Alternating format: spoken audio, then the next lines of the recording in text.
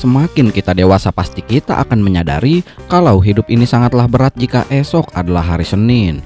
Sedikit kalimat tidak karuan dari saya, Bob, selaku pemimpin upacara sekaligus direktur utama PT Bangun Siang yang ada di seluruh dunia. Pada kesempatan kali ini, saya akan merangkum sebuah film penuh ketegangan dan membutuhkan adrenalin tinggi berjudul Dangdut Koplo Modern Berondong Gila Janda Bodong.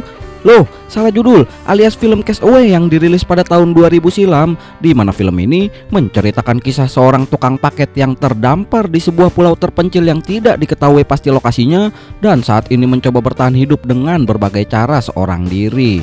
Penasaran dengan bagaimana alur filmnya? Langsung aja kita meluncur ke dalam cerita. Berlatar di Amerika Serikat pada tahun 1995, cerita diawali dengan memperlihatkan seorang bos paket bernama Chuck, di mana beliau merupakan salah satu pendiri perusahaan ekspedisi paket di Amerika bernama Federal Express atau biasa dikenal dengan FedEx. Chuck dikenal sebagai seorang yang sangat ketat kepada seluruh anak buahnya dalam urusan pekerjaan dan sangat menjunjung tinggi ketepatan waktu dalam urusan mengantar paket dengan ekspedisinya. Means we've got 3 hours and 4 minutes. It is a clock. 15 minutes. Crunch time. Di sini diketahui kalau Chuck mempunyai gebetan yang sudah lama bertunangan dengannya bernama Kelly, tetapi Chuck sangat sibuk dan harus selalu bepergian setiap harinya karena urusan pekerjaan yang membuat mereka belum bisa menikah saat ini karena tidak adanya waktu luang.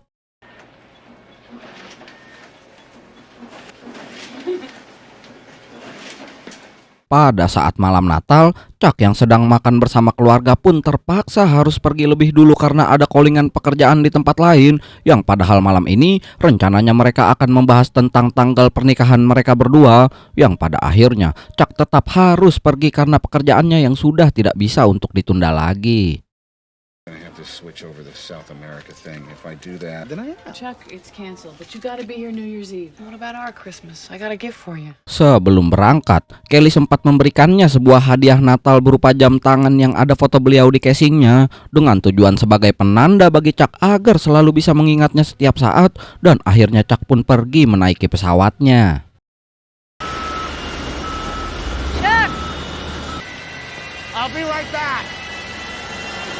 Saat sudah di perjalanan, pesawat yang ia naiki ternyata mengalami gangguan sinyal karena badai yang menghalangi jalur mereka. Maka dari itu, sang pilot segera memutuskan untuk mengambil jalur lain demi menghindari badai saat ini.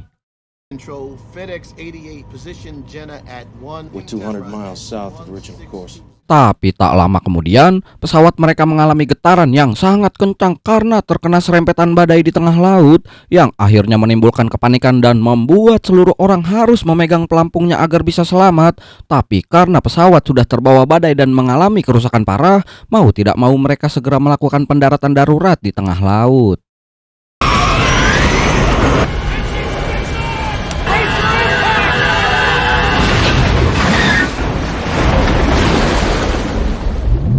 Chuck di sini menjadi satu-satunya orang yang berhasil selamat, di mana ia mengapung dengan sebuah perahu karet yang dibawanya, dan kini beliau berada di tengah badai ganas dan hanya bisa berdoa agar bisa diberi keselamatan.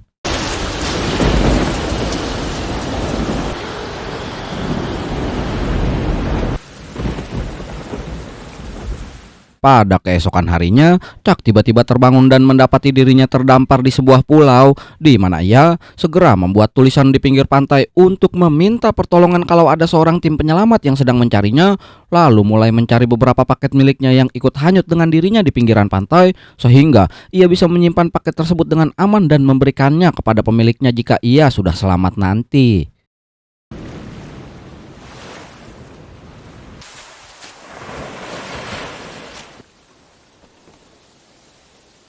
Beberapa waktu kemudian, Chuck mulai kehausan setelah belum minum sedikit pun air seharian, yang ketika dirinya menemukan beberapa kelapa yang sudah terjatuh, ia tak bisa membukanya karena minim pengalaman bertahan hidup dan hanya berurusan dengan paket setiap harinya, sehingga ia banyak menghabiskan waktu hanya untuk membuka satu kelapa saja.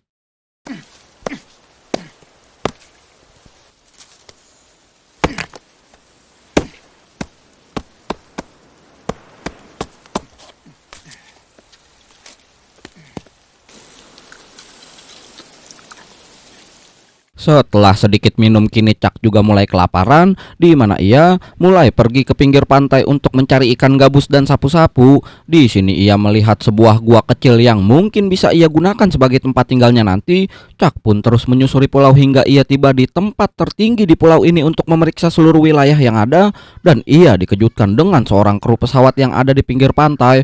Namun saat dihampiri, kru tersebut ternyata sudah menjadi almarhum, sehingga ia segera memberikan penguburan yang layak dan tetap sendirian di pulau ini.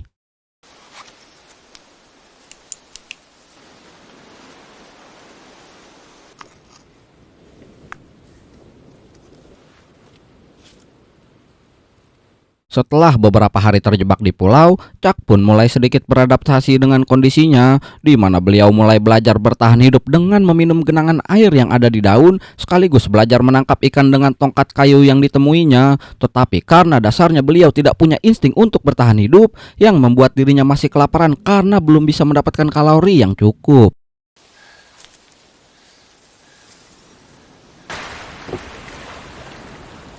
Suatu hari Chuck mulai frustasi dengan keadaannya sekarang, sehingga beliau nekat menggunakan perahu karetnya untuk pergi dari pulau ini. Tetapi hasilnya nihil karena ombak di pulau ini sangatlah ganas untuk bisa dilewati hanya dengan perahu karet. Bahkan kondisi semakin buruk dengan hadirnya badai yang menghancurkan tempat istirahatnya, sehingga ia langsung pergi ke gua yang sempat ia temui beberapa hari yang lalu.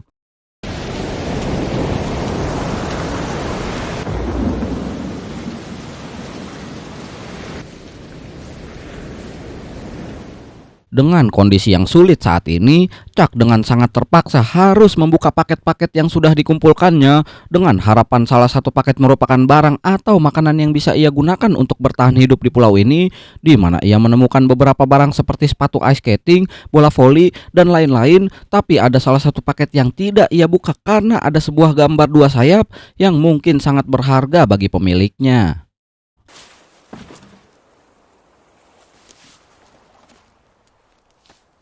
Dengan adanya barang-barang tersebut, Chuck saat ini setidaknya memiliki beberapa barang penting untuk bertahan hidup. Bahkan ia sudah mulai bisa menangkap beberapa makanan dari laut. Tetapi masalah utamanya, semua bahan makanan tersebut harus tetap ia masak agar bisa dimakan.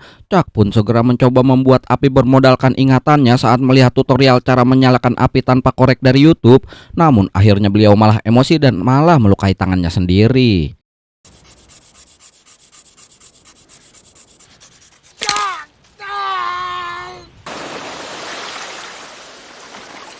Chuck di sini sangat emosi dan melempar bola volinya dengan penuh amarah, tapi tanpa disengaja beliau mendapati kalau ada bekas darah telapak tangannya yang ada di bola voli, sehingga ia langsung membuat gambar wajah seseorang yang kemudian bola tersebut ia beri nama Wilson untuk menemani kesendiriannya.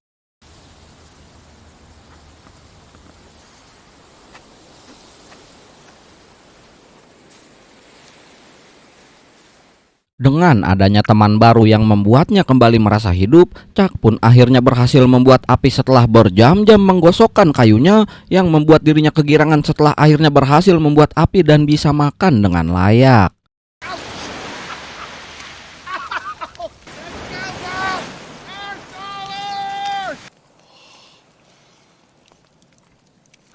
Coconut milk's a natural laxative. Beres mengisi perut setelah sekian lama, Chuck mulai melakukan perhitungan tentang posisi jatuhnya pesawat, membuat dugaan tentang bagaimana dirinya bisa ditemukan oleh tim penyelamat. Tapi seketika ia menyadari kalau sebelum terjatuh dari pesawat, sang pilot sempat mengambil jalur memutar demi menghindari badai saat itu, yang setelah ia hitung dengan asumsi yang cukup akurat, Chuck harus menerima fakta kalau dirinya kini hampir mustahil untuk ditemukan karena posisinya yang cukup jauh dari daratan terdekat. It's twice the size of Texas. They may never find us. Beberapa waktu berlalu, Chuck mulai merasakan sakit gigi karena tidak pernah menyikat giginya sebelum tidur setiap hari, yang karena beliau sudah tidak tahan dengan rasa sakit yang dialaminya, sehingga ia memutuskan untuk mencabut giginya dengan metode yang cukup ekstrim.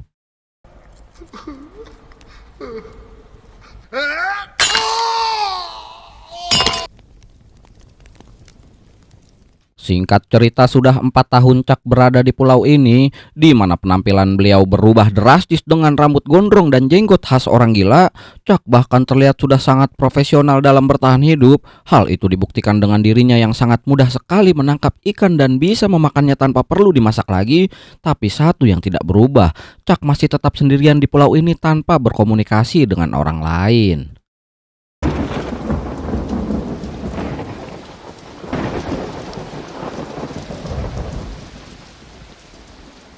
Pada suatu hari, Chuck menemukan sebuah pintu toilet bekas pesawatnya, sehingga beliau mendapat sebuah ide untuk membuat sebuah perahu getek dengan bahan tersebut agar ia bisa berlayar pergi dari pulau ini.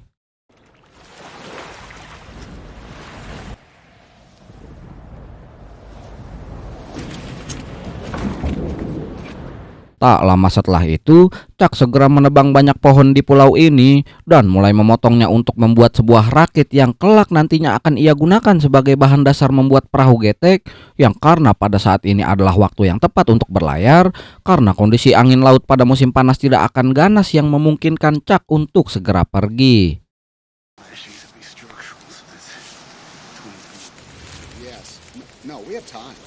We do. Sebelum perahu miliknya jadi, Chuck pun menyempatkan diri pergi ke tempat tertinggi di pulau ini. Sempat diperlihatkan dengan kenyataan kalau Chuck pernah hampir bunuh diri menggunakan tali yang dibuatnya sekitar 1 tahun yang lalu. Tapi karena motivasi dirinya untuk bertemu kembali dengan Kelly, membuat beliau tidak jadi melakukannya dan mengambil tali yang sudah dibuatnya waktu itu sebagai bahan untuk mengikat perahunya.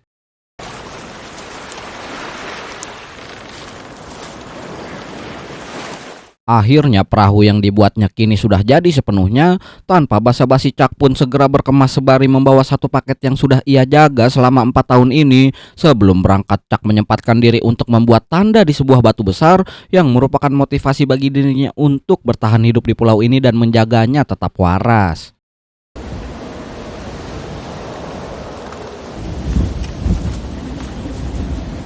Seketika Chuck langsung menurunkan geteknya ke laut dan meluncur pergi dari pulau ini. Saat Chuck berhasil melewati ombak ganas dan berhasil mencapai tempat yang aman, ia pun sempat memandangi pulau itu dengan penuh kesedihan, di mana hal itu membuat dirinya kembali bernostalgia ketika dirinya baru datang ke pulau itu dan tidak bisa apa-apa. Bahkan ia sempat mengingat perjuangannya ketika pertama kali menyalakan api, tetapi dirinya tetap harus pergi dari sana untuk bertemu kembali dengan keluarganya.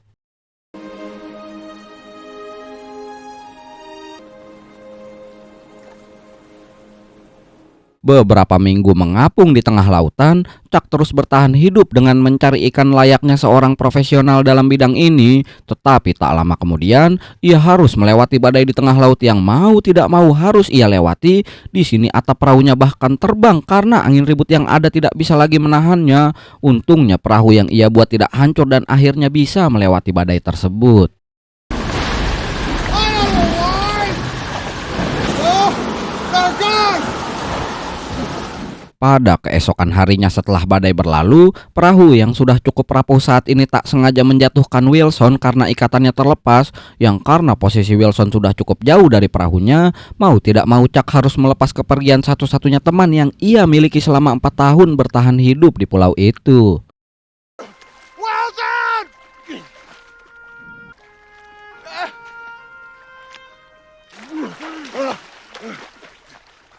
Wilson! I'm sorry! Wilson! Beberapa minggu berlalu setelah keberangkatan Chuck menyeberangi lautan, kondisi kapalnya saat ini sudah cukup rusak dengan ikatan yang sudah mulai terlepas. Bahkan alatnya untuk menangkap ikan juga sudah rusak karena memang dibuat dengan seadanya.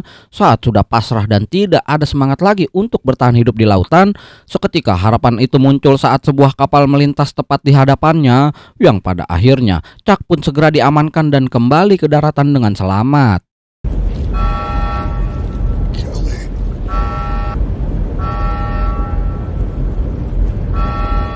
1 bulan setelah kembalinya Chuck ke rumah, saat ini ia dipanggil ke sebuah bandara untuk menghadiri sebuah pers yang menunggu pernyataan Chuck bagaimana bisa ia selamat selama 4 tahun ini.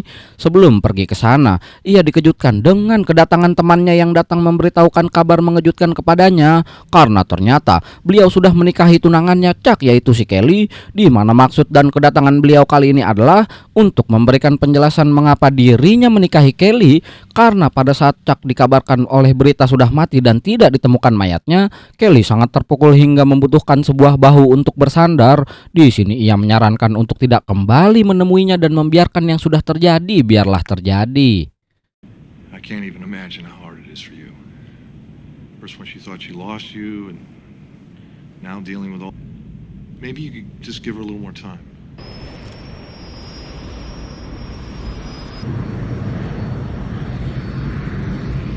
Ketika Chuck kembali ke rumahnya, ia disambut oleh kawan-kawannya untuk memberinya selamat atas kembalinya beliau. Tapi di sini Chuck terlihat tidak senang dengan situasi yang dialaminya, karena ternyata Chuck sudah terbiasa untuk hidup di alam bebas tanpa alat-alat modern untuk bertahan hidup. Karena di sini ia dengan sangat mudah menemukan makanan dan membuat api tanpa perlu usaha. Bahkan ia masih belum bisa menghilangkan kebiasaannya untuk tidur tanpa kasur dan tidur di lantai, bersamaan dengan kebiasaannya untuk memandangi wajah Kelly yang ada di jam yang selama ini ia simpan.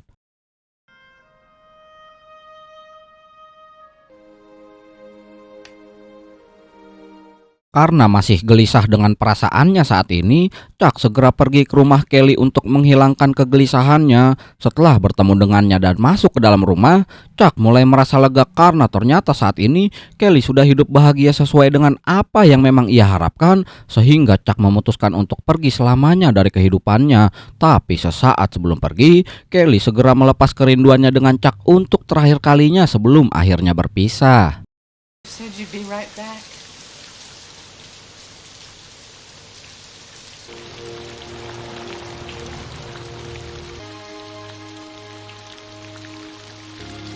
Chuck!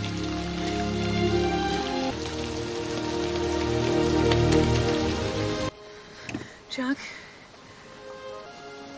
You have to go home. Dan di momen terakhir, Chuck terlihat sedang mencari alamat si pemilik paket yang sudah ia jaga selama 4 tahun di pulau terpencil. Saat tiba di alamat rumah tersebut, Chuck segera menaruh paketnya beserta surat ucapan terima kasih, karena benda tersebut adalah salah satu benda yang terus membuatnya untuk bertahan hidup.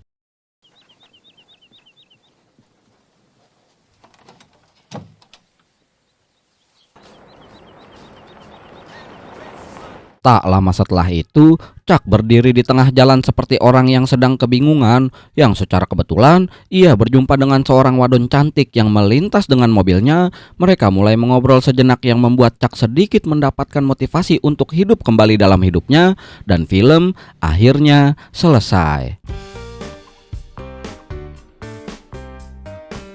Teruslah bertahan meski hidup isinya tidak karuan, karena suatu saat nanti kita pasti akan menemukan sesuatu yang membuat kita bahagia. Sedikit kalimat penutup dari saya yang sangat menggambarkan film ini, karena sosok Chuck di film ini benar-benar memperlihatkan kepada kita untuk terus berjuang. Ya walaupun ujung-ujungnya sih kecewa juga ya, karena beliau ditikung sama temennya sendiri. Dah lah, segitu dulu aja ya dari saya. Makasih banyak nih udah nonton videonya sampai habis, dan sampai jumpa di video yang lain.